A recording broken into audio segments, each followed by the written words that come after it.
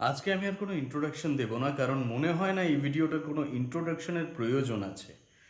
কারণ কালকে একটি এমন ঘটনা ঘটেছে যেটি রাজপ্রতাপের ঠেকের ইতিহাসে একটি অন্যতম স্মরণীয় দিন।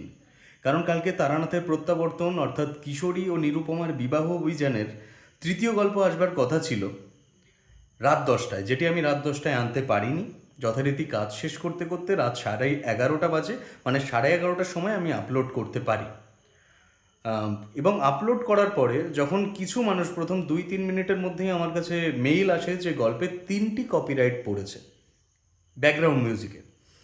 এবং তখন আমি একটা কমিউনিটি পোস্ট করি। আমি তো প্রচণ্ড হতাশ হই, একটি কমিউনিটি পোস্ট করি। প্রথমে কিংকর্তব্য বিমূঢ় ছিলাম, কী করব বুঝতে পারছিলাম না। কমিউনিটি পোস্টের মাধ্যমে আমি জানাই যে আপনারা কি গল্পটা আজকে শুনতে চান, তাহলে একটু দেরি হবে, 1.5-2 ঘন্টা সময় লাগবে, অথবা আমি কালকে সব ঠিক করে আবার গল্পটা আনবো।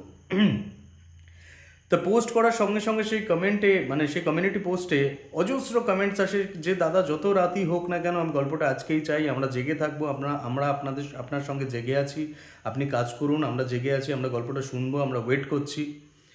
তো আবার আমি ল্যাপটপ খুলে বসি এবং আবার সেগুলোকে এডিট করে আবার গল্পটা আপলোড করতে করতে রাত 2টো বাজে। এবং সবথেকে বলার বিষয় যেটা, প্রথম 10 মিনিটে 500 জন শ্রোতা প্রিমিয়ারের সঙ্গে যুক্ত হয়েছে প্রথম 10 মিনিটে। এবং আমাকে অবাক করে যে আপনাদের এই ধৈর্যশীলতা, আপনাদের ঠাকুরমশাইয়ের প্রতি ভালোবাসাটা, এটা আমাকে অবাক করেছে। আমি আমি কালকে বুঝতে পেরেছি যে আমি একা নই। ঠাকুরমশাইয়ের জন্য আপনারা সকলে আমার মতনভাবেই তৈরি। সেটা রাত দিন যতই যাই হোক, সময় যাই হোক না কেন, সেটা কোনো ম্যাটার করে না। সময়টা কোনো ম্যাটার করে না, ঠাকুরমশাইকে পেলেই হলো আপনাদেরকে, এটা আমি বুঝতে পেরেছি। এবার বলুন আমি কথাটা ঠিক বলেছি কি?